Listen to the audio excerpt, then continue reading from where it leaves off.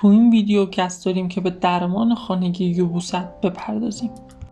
هلو گایز، چطوری دوستان؟ امروز قصد داریم که با هم به 10 تا از مواد غذایی که میتونه برای یبوستمون خیلی خوب باشه و بتونیم که این مشکل رو برطرف بکنیم به اونها میپردازیم و سعی میکنیم که دونه بدون اونها رو بررسی بکنیم.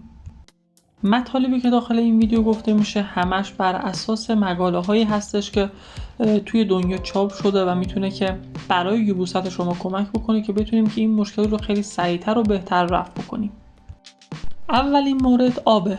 مصرف مقدار کافی آب در طول شبانه روز میتونه که باعث نرم شدن مدفوع بشه و توصیه میشه که روزانه حداقل 8 لیوان آب بنوشید.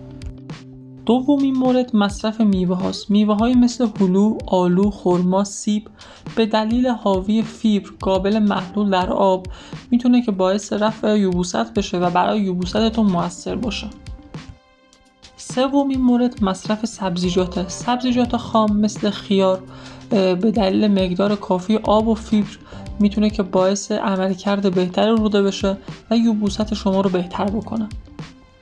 خب بچه‌ها، رسیدیم به یکی از قسمت‌های مهم که مصرف غلات کامله.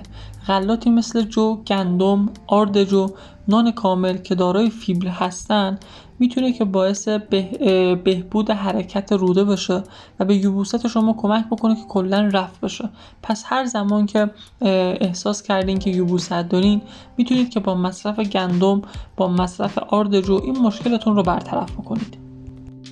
پنجمین مورد مصرف حبوباته مثل لوبیا، عدس، نخودچی همگی دارای زیادی از فیبر هستن که استفاده از اونا میتونه که باعث بهبود حرکات روده بشه و یبوست شما رو رفع کنه. مورد 7 توت ها هستن مثل توت فرنگی، توت سیاه که مقدار زیادی فیبر دارن و استفاده از اونها به حرکات روده کمک میکنه. هشتمین مورد کاهو هستش. استفاده از کاهو میتونه که باعث نرم شدن مدفوع و افزایش حرکت روده بشه. نهمین مورد آووکادو هستش. استفاده از آووکادو به دلیل اینکه فیبر خیلی زیادی داره باعث رفع یبوست میشه. میرسیم به آخرین مورد، یعنی زیتون، میوه بهشتی. مصرف زیتون، به خصوص زیتون سیاه که دارای خواص ملینی هستش میتونه که باعث رفع یبوست بشه. پس تو برادر عزیزم، تو خواهر عزیزم، اگر که به یبوست مبتلا شدی میتونی که با مصرف زیتون به صورت روزانه این مشکلت رو کامل برطرف بکنی. مرسی که تا اینجای ویدیو با من همراه بودی. امیدوارم که بهت کمک کرده باشم که چطور بتونیم یبوستمون رو رفع بکنیم.